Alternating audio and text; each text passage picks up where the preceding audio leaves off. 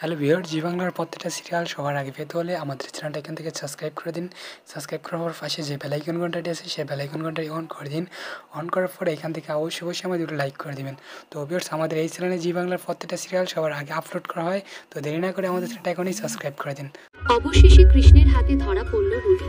হ্যাঁ বন্ধুরা, আমরা এমনটাই দেখতে চলেছি অনুরাগের ছোঁয়া ধারাবাহিকের আগামী পর্বে। পর্বের শুরুতেই দেখা যায় দীপা তার বড় মেয়ে রূপা আর কৃষ্ণকে নিয়ে একটি পরিকল্পনা করে। এরপর তারা সবাই মিলে এমন এক পরিস্থিতি তৈরি করে যার ফলে মিস ডোরথি ওরফে রুডি সোনার ঘর ছেড়ে গেস্ট রুমে যেতে বাধ্য হয়। দীপা তাকে গেস্ট রুম দেখিয়ে দিয়ে বলে, আপনি বরং এখানেই আরাম করুন। গেস্ট রুমে এসে রাগে ফেটে পড়ে রুডি। সে বিড়বিড় করে বলতে থাকে, আমি ঠিক বুঝেছি, রূপা ইচ্ছে করেই আমাকে এই ঘর থেকে বের করে দিয়েছে, কিন্তু আমি রূপাকে ছাড়ব না। আজ রাতেই আমি এর প্রতিশোধ নেব। যখন সবাই ঘুমিয়ে পড়বে আমি আমার সোনার ঘরে যাব আর রূপাকে এমন শিক্ষা দেব যা ও জীবনেও ভুলতে পারবে না। অন্যদিকে কৃষ্ণর মনেও সন্দেহ দানা বেঁধেছিল। তার মনে হচ্ছিল এই মিস ডোরথি কোনো সাধারণ মহিলা নয়, এর পেছনে অন্য কোনো রহস্য লুকিয়ে আছে। তার বারবার মনে হচ্ছিল আজ রাতে খারাপ কিছু ঘটতে পারে। তাই বাড়ির সবাই ঘুমিয়ে পড়লেও কৃষ্ণ একা জেগে থাকে।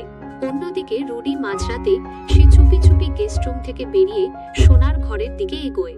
ঘরে ঢুকে ঘুমন্ত রূপার দিকে সে তার হিংস্র হাত বাড়ায়, কিন্তু ঠিক সেই মুহূর্তে ঘরের মধ্যে এসে দাঁড়ায় কৃষ্ণ।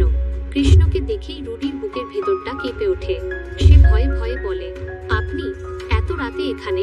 কৃষ্ণ জবাব দেয়, আমারও তো একই প্রশ্ন, আপনি এত রাতে এখানে কি করছেন? রুডি বুঝতে পারে সে ধরা পড়ে গেছে। সে কৌশলে ঘর থেকে বেরিয়ে যাওয়ার চেষ্টা করে, কিন্তু কৃষ্ণ তার পথ আটকে দাঁড়ায় এবং তার হাত ধরে ফেলে।